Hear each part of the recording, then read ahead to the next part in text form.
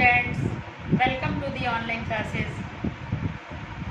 Last video में हम लोगों ने दासी कहानी पूरी पढ़ ली थी और अभी दासी कहानी के इस क्रम में हम दासी कहानी के कुछ प्रमुख चरित्रों पर विशेष प्रकाश डालेंगे। इस कहानी में दो पात्र हैं जो दासी के रूप में हैं, फिरोजा और इरावती। अभ्यास पुस्तिका में पूछे गए प्रश्न में दासी और इरावती के चरित्र की भूमिका अत्यंत महत्वपूर्ण है और आज हम फिरोजा, जो इस कहानी के प्रारंभ में ही आती है, उसके चरित्र पर प्रकाश डालेंगे। फिरोजा के चरित्र पर प्रकाश डालने पर कुछ प्रमुख बिंदु हमारे सामने उभर के आते हैं। जैसे फिरोजा एक चंचल बाला है, संवेदनशील है, आशावादी है, स्वाभिमानी है और सच्ची प्रेयसी है। चंचल बाला के संदर्भ में जब कहानी के प्रारंभ में बलराज आत्महत्या करने जा रहा है तो उस गंभीरता पूर्वक वातावरण में भी लेखक ने फिरोजा के लिए कहा है, अल्हड़पन, चंचलता और हंसी से बनी हुई वह तुर्क बाला सब हृदयों के स्नेह के समीप थी। इस तरह कहानीकार ने फिरोजा के चंचल और अल्हड़पन के भाव को व्यक्त किया है। दूसरा बिंदु है संवेदनशील। फिरोजा अत्यंत संवेदनशील है और वह बलराज को आत्महत्या के लिए रोक करके और भारत भेजने के लिए तत्पर है और भारत भेजने के लिए तत्पर होकर के उसने बलराज को 5 दिरहम देकर के भारत जाने के लिए सलाह दी। जिस बात का निर्णय अभी तक बलराज नहीं ले पा रहा था, उस बात का निर्णय फिरोजा ने तुरंत अपनी संवेदनशीलता दिखा करके बलराज को सलाह दिया और अपने इकट्ठे किए हुए 5 दिरहम बलराज को देकर के झाड़ियों में घुस गया। तीसरा पॉइंट है आशावादी।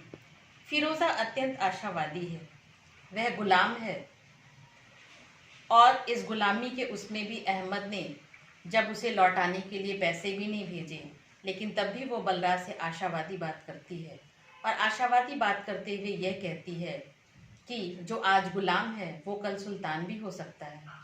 तुर्कों में एक नई लहर आई है और कहीं से कुछ भी नियम में परिवर्तन हो सकते हैं। यह दृष्टिकोण उसका आशावादी दृष्टिकोण है। नेक्स्ट पॉइंट है स्वाभिमानी।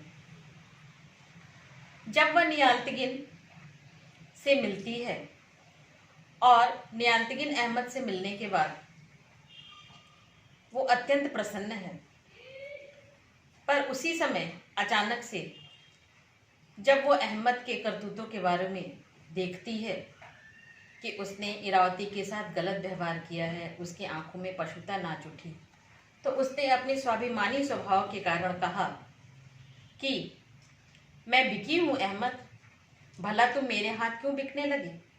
लेकिन तुमको मालूम है कि तुमने अभी राजा तिलक को मेरा दाम नहीं चुकाया, इसलिए जाती हूँ। और वह अहमद को छोड़ करके चली जाती है। इस वाक्य से यह पता चलता है कि वह अहमद के द्वारा की गई किसी भी अभद्रता को बर्दाश्त नहीं करती और फिर इरावती के साथ वहां से चली जाती है। नेक्स्ट पॉइंट है सच्ची प्रेयसी।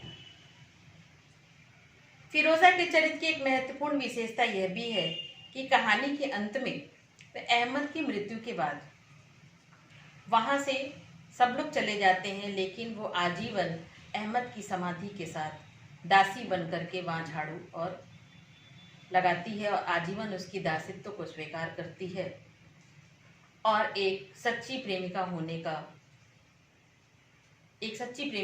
का रूप कहानीकार ने दिखाया है, जो फिरोजा के अंदर है।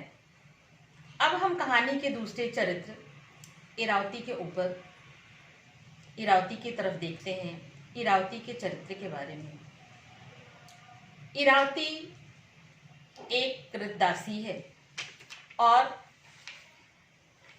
वह बलराज नामक युवक से प्रेम करती है और वो एक हताश, हारी हुई दासी है।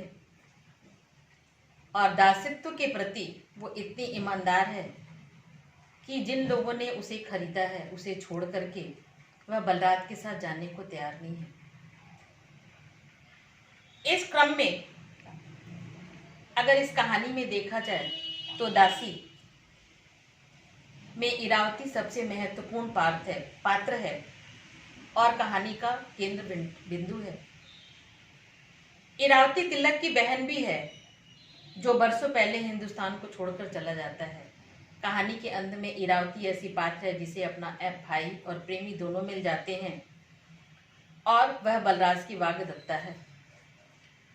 कहानी के प्रारंभ में बलराज निराश होकर जब आत्महत्या करता है तो फिरोजा उसे आत्महत्या करने से रोकती है और इरा का वास्ता देकर आत्महत्या करने से उसे बचाती है। और जब इरावती से बलराज मिलता है तो वो दास प्रथा की दुख को व्यक्त करते हुए कहती है। इरावती बताती है कि मलेच्छों ने मुल्तान की लूट में पकड़ लिया था। वे रोज उसे कोड़े मारते और उसे बांधकर लटकाया जाता था, जिसे बाद में आताताइयों ने 500 दिरहम में काशी के एक महाजन को बेच दिया। बिक्री की शर्तें थी कि मैं कुत्सित से कुत्सित कर्म करूंगी, मेरे शरीर पर आजीवन उनका अधिकार रहेगा। इस प्रकार इरावती का जीवन गुलामों की भांति बीत रहा था।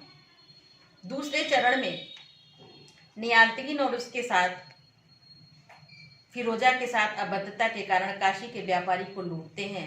तब इरावती अपने स्वामी की सुरक्षा के लिए सामने आती है और बाद में बलराज द्वारा बचाई जाती है। बाद में अहमद इरावती के साथ अबद्धता करता है।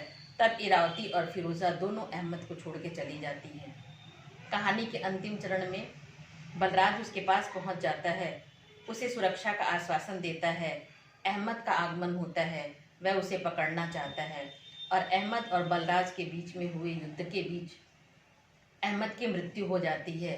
बलराज के घायल होने पर इरावती के अंदर की जो भावनाएं हैं पुनः जाग उठती हैं और वह आंसू बहाते हुए बलराज को पुनः स्वीकार करती है और बलराज के अंदर भी एक ऊर्जा आती है और तिलक उन बातों से यह जान लेता है कि यह उसकी बहन इरावती है। इस प्रकार कहानी के अंत में इरावती को उसके भाई और प्रेमी दोनों मिल जाते हैं। इरावती का चरित्र इस कहानी में पूर्ण रूप से निराशावादी दिखाया गया है, लेकिन वो भी अपने बात पे अडिग है और बलराज ने जहाँ गलती की थी उस गलती को कहने में वह संकोच भी नहीं करती। उसने फिरोजा से बलराज की गई कायरता के बारे में भी बताया। इस फिरोजा और इरावती के चरित्र के आधार पे अभ्यास पुस्तिका में दिए गए प्रश्नों को करिए और इसके साथ ही दासी कहानी के शीर्षक की सार्थकता पर विचार करते हुए इसके प्रश्नोत्तर अभ्यास पुस्तिका में करिए। धन्यवाद।